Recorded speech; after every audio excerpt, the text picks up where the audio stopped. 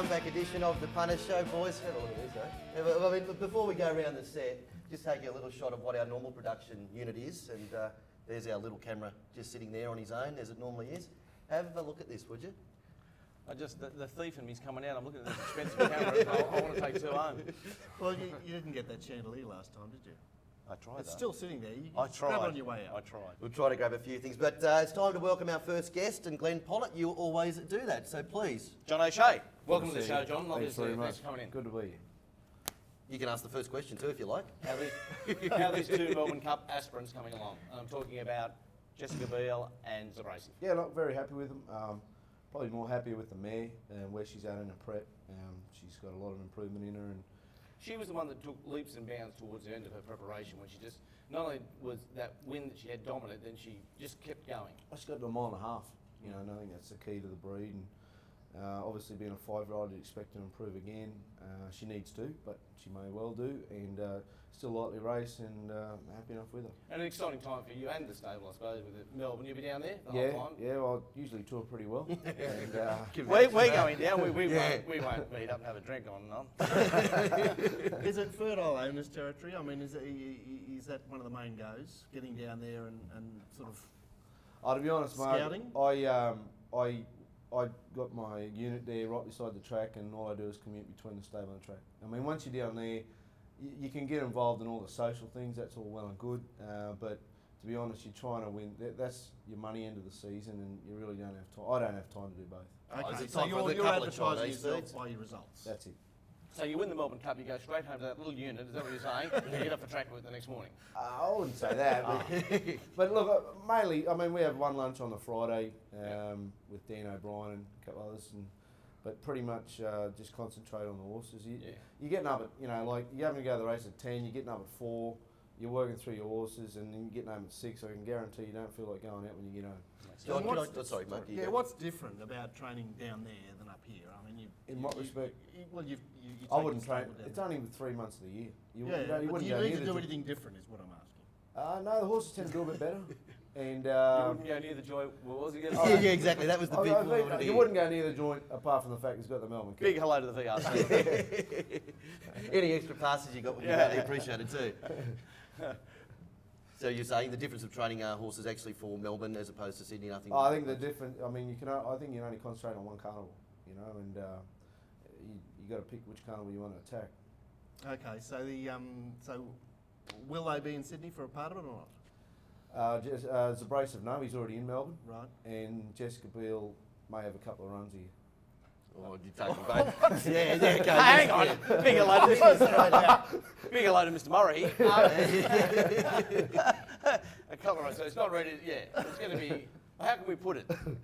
It's going to be doing its best late in the race. I think she'll be weighted out of the race. Yeah. Right. Actually, while we're talking about the Melbourne Cup, Neil Evans, market for Melbourne Cup and John's runners. Yeah, indeed. So high, wide, and handsome here, and you can see up there, shocking the defending champ, boys.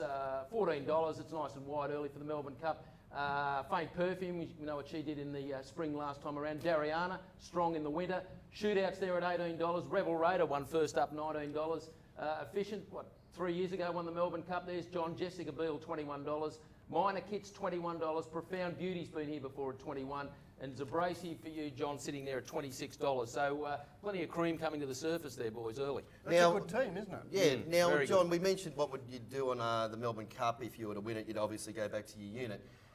You are known to be a very good celebrator of a win. A person who works on RaceNet, it's mentioned Clinton Payne, said if you won the Melbourne Cup, it would be a national disgrace, the performance you would put on. What could we see in the mounting yard? Would it?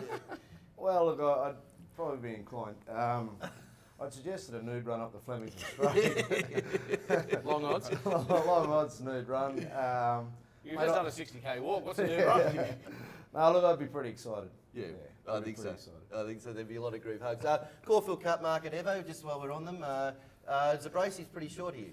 Yeah, Or shorter than the Melbourne Cup. Yeah, and the mile and a half race, $16 for Zabrasi. Faint Perfume, lovely trip, $12. Shootouts there at $13.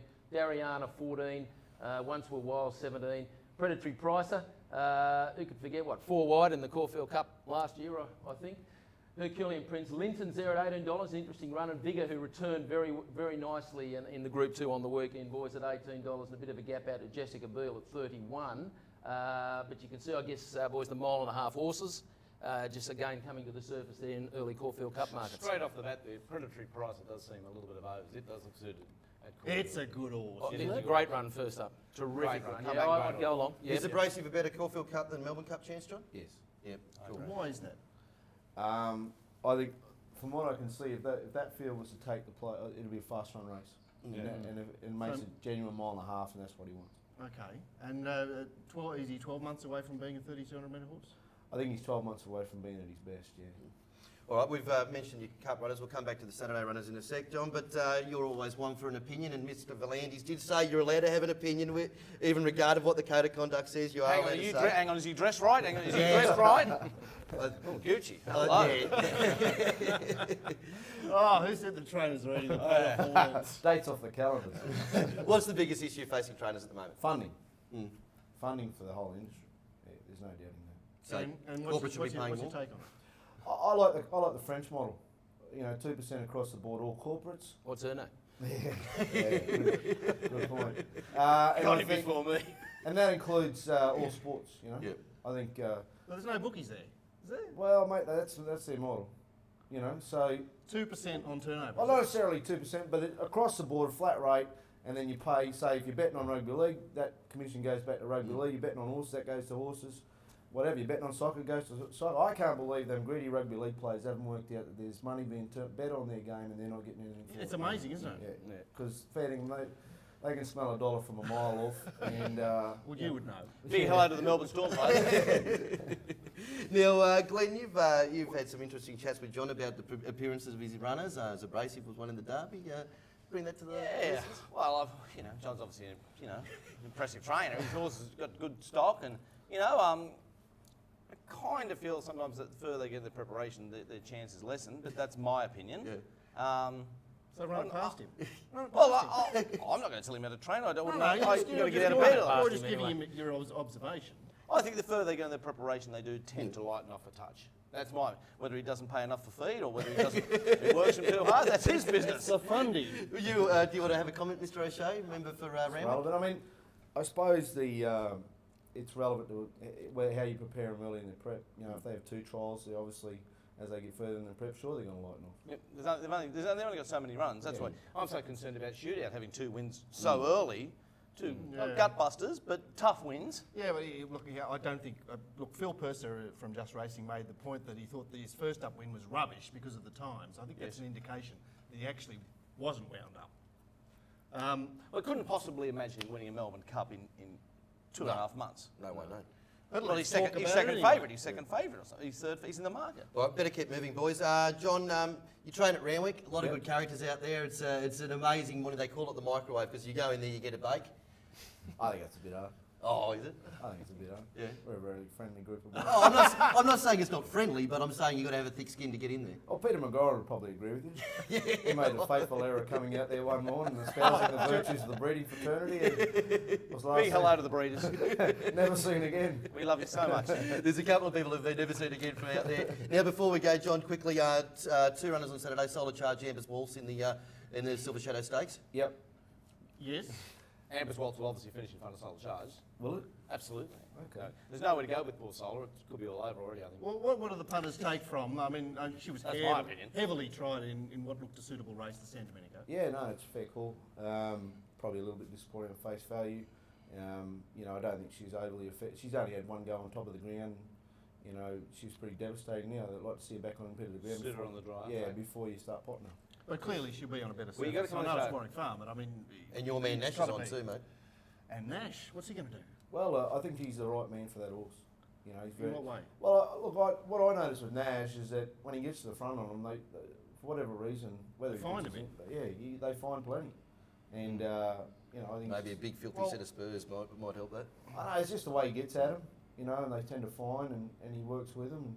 He's the turnaround man. You just got to look at Velocity Gal yesterday. Yeah. Not all of a sudden. Yeah, but hang on. Velocity Gal did get to the front by a length, and I had to clear out in the quad here, going for his life, and then Shawnee what was Girl that? with Glenn Schofield comes and beats He it. is a turnaround man because of that horse that Chris Waller's that's down 2 or 3 in a row, the staying horses. His form was horrendous. And Nash got on it here on the Kenzo track one day during the winter. And He's a master of his that's trade. it. He's a master. Keep going for him, don't they? Got to wrap up, boys, but before we go, Neil from Cinebet, you've got an offer for John that he has to take up. Well, yeah, look, we're looking way down the track, John, the futures markets, Cox Plate, Melbourne Cup, Caulfield Cup. We're going to throw up a $100 bet, or is it 200? 200. 200. Yeah, you're not nice getting and on there for generous, free, mate, mate. coming to the spring.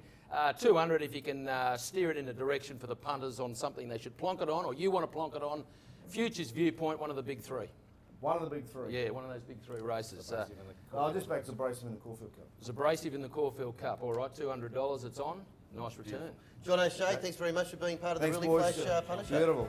Take a break, back with more after this.